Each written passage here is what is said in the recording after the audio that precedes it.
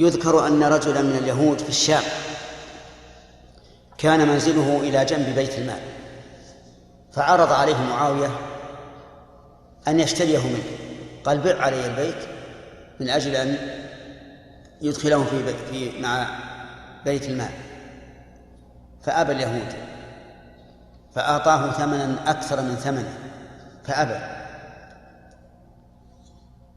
معاوية رضي الله عنه رأى أن المصلحة العامة مقدمة على المصلحة الخاصة، فأدخله في بيت المال وقال خذ إذا شئت القيمة أعطيناك، ولكن اليهودي أبى. فقدم المدينة فجاء إلى عمر يبحث عن عمر،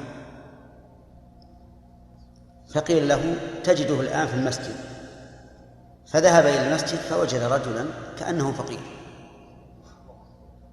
رداء مرقع، نائم على بطحاء عادي، فصدق أو كذب.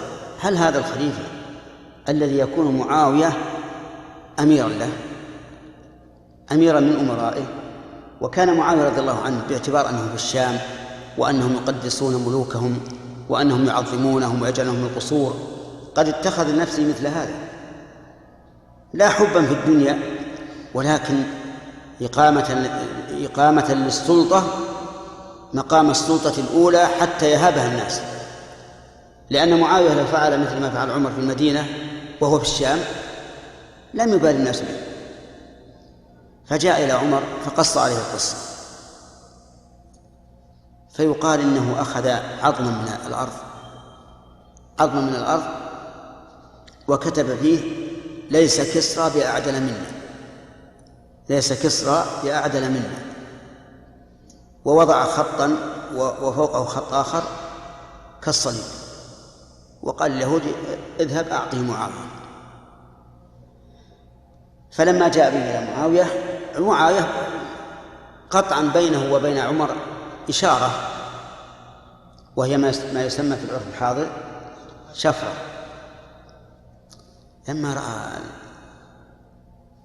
هذا العظم يقال إنه وضعه على رأسه معاوية، ثم قال اليهودي ماذا تريد؟ أتريد أن أبني لك بيتك وأعيد من جديد، أم تريد أن أعطيك 10 أمثاله، أم ماذا تريد؟ قال وهكذا يكون خلفاؤكم وهكذا يكون أمراؤكم مع خلفائكم. قال نعم، شيء شاهدته. قال أشهد أن لا إله إلا الله وأن محمد رسول الله وإن بيتي صدقة للمسلمين. سبحان الله، شوف كيف العدل، يعني يجعل الناس يستجيبون ولو كانوا كفارا، والظلم والاستئثار يجعل الناس لا يستجيبون ولو كانوا مسلمين. فالحاصل أن عمر بن الخطاب رضي الله عنه مع كونه ذا سلطة عظيمة وهيبة عظيمة إذا جاء الإنسان وجده كأنه عادل.